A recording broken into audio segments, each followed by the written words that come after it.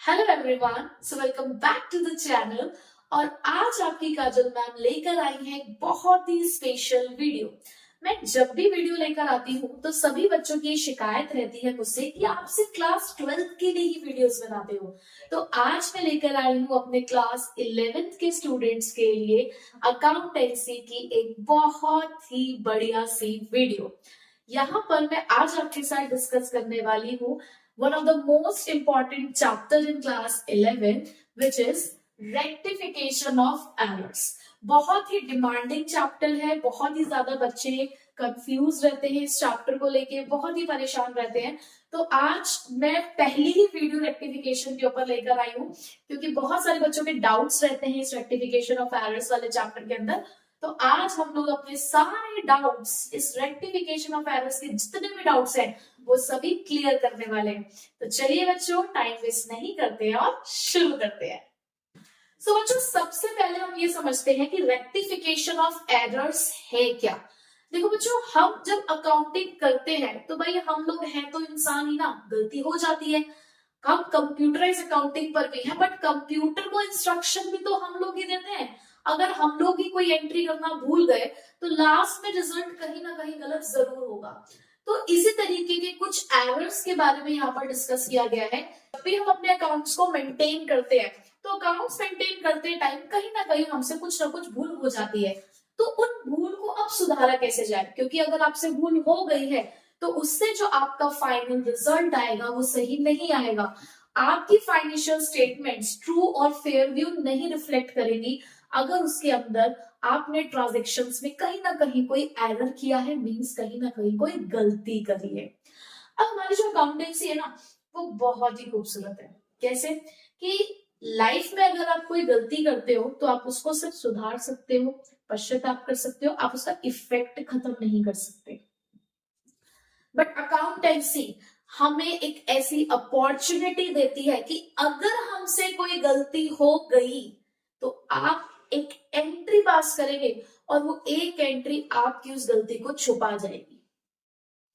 ये rectification of error इसी concept पे बेस्ड है कि हमने जो भी गलती अपने पूरी अकाउंटिंग प्रोसेस में करी, हम लास्ट में एक एंट्री पास कर देंगे जो उस गलती के इफेक्ट को खत्म कर देगा।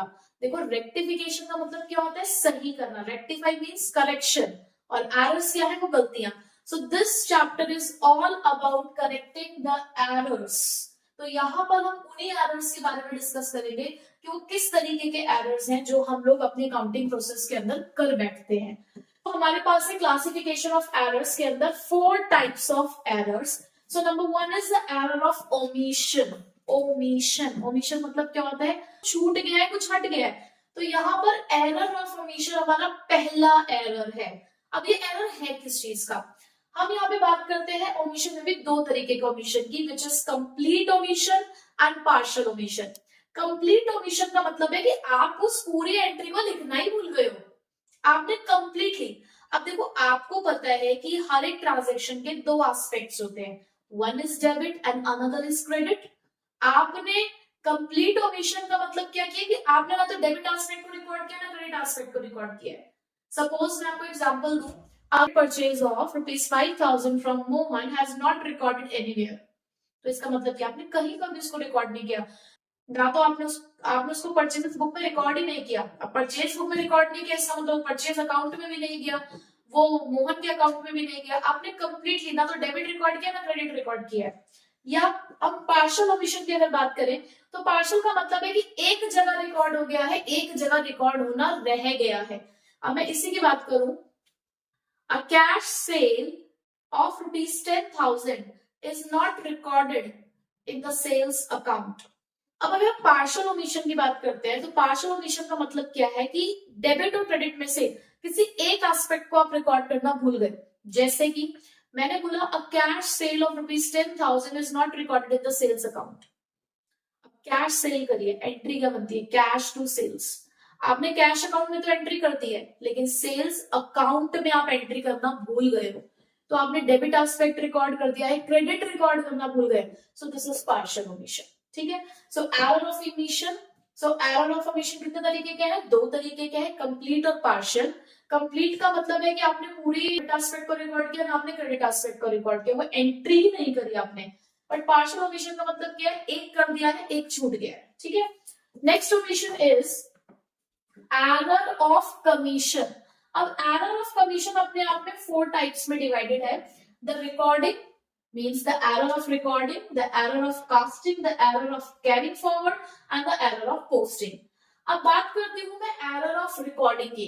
एरर ऑफ रिकॉर्डिंग का मतलब है कि आपने कोई ऐसी गलती करी है, देखो रिकॉर्डिंग जुड़ा है जर्नल से, जब आप जर्नल एंट्री कर रहे थे आपने तब गलती करी है। For example, a purchase of rupees 5,000 is recorded as rupees 50,000.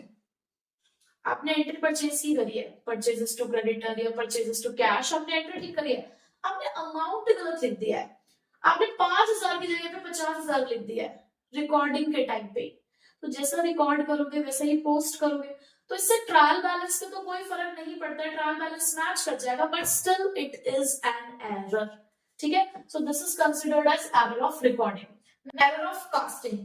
Error of casting is the error of totalling. इसका मतलब है कि जब भी आप किसी सब्सिडियरी बुक का टोटल कर रहे हैं, आप किसी अकाउंट का टोटल कर रहे हैं, तो आपसे मिस्टेक हो गई है, तो वो कहलाती है error of casting. Next is carrying forward. Carrying forward का मतलब है कि जब क्या होता है कि जब हम बुक्स बनाते हैं तो एक पेज से दूसरे पेज पर जाते हैं, तो एक पेज का बैलेंस दूसरे पेज पर भी जाता है।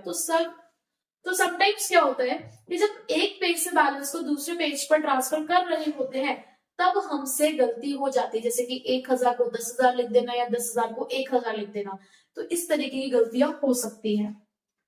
पोस्टिंग, हमसे पोस्टिंग में गलती हो गई है, हम बना रहे थे सेल्स बुक। अब आपको पता है कि सेल्स बुक के बाद सेल्स अकाउंट बनता है, जो भी सेल्स बुक का बैलेंस होता है वो कहाँ जाता है, सेल्स अकाउंट में जाता है। बट हम उसे सेल्स अकाउंट में ना लिखकर परचेज अकाउंट में लिख गए, हमसे गलती हुई कि सेल्स अकाउंट की जगह परचेज अकाउंट में लिख दिया, तो this is the error of posting, यानी कि हमने एक रॉन्ग अकाउंट में पोस्टिंग कर दी है, ठीक है। भले करेक्ट साइड में करी बट जो हमने अकाउंट चूज किया है वो रॉन्ग है, ठीक है। सो ये था हमारा error of commission. Third type of error is error of principle. तो हमने ना अकाउंट्स के अंदर कुछ प्रिंसिपल्स पढ़े, अगर हम कोई ऐसी गलती कर बैठते हैं जो हमारे अकाउंटिंग प्रिंसिपल्स को वायलेट कर दे, उनको कॉन्ट्राडिक्ट कर दे, तो उसे हम बोलते हैं एरर ऑफ प्रिंसिपल। जैसे कि किसी कैपिटल एक्सपेंडिचर को रेवेन्यू एक्सपेंडिचर मान लेना, पेड, इसकी एंट्री होगी वेजेस टू कैश। बट वही अगर मैं बोलूं wages paid for the installation of machinery, तो एंट्री होगी मशीनरी टू कैश। एक एंट्री में वेजेस रेवेन्यू नेचर का है और दूसरी ट्रांजैक्शन में वही वेजेस कैपिटल एक्सपेंडिचर बन चुका है, तो ये हमें आइडेंटिफाई करना है। तो कई बार क्या होता है कि हम इस मशीनरी टू कैश की जगह वेजेस टू कैश ही लिख देते हैं, तो यहां हम कर बैठते हैं error of principle. Furniture purchase for cash, entry क्या होती है, फर्नीचर टू कैश, बट हमने गलती से लिख दिया purchases to cash, error of principle है। तो इस तरीके की गलतियां कहलाती हैं एरर ऑफ प्रिंसिपल। लास्ट हमारे पास है कंपेंसेटिंग एरर्स। कंपेंसेटिंग मतलब एक की गलती, एक गलती ने दूसरी गलती को क्या कर दिया है, ढक दिया है। जैसे कि सपोज हमें x को 100 से डेबिट करना था, बट हमने उसको गलती से 1000 से डेबिट कर दिया। वहीं पे y के अकाउंट को हमें 1000 से डेबिट करना था, बट हमने उसको 100 से डेबिट कर दिया।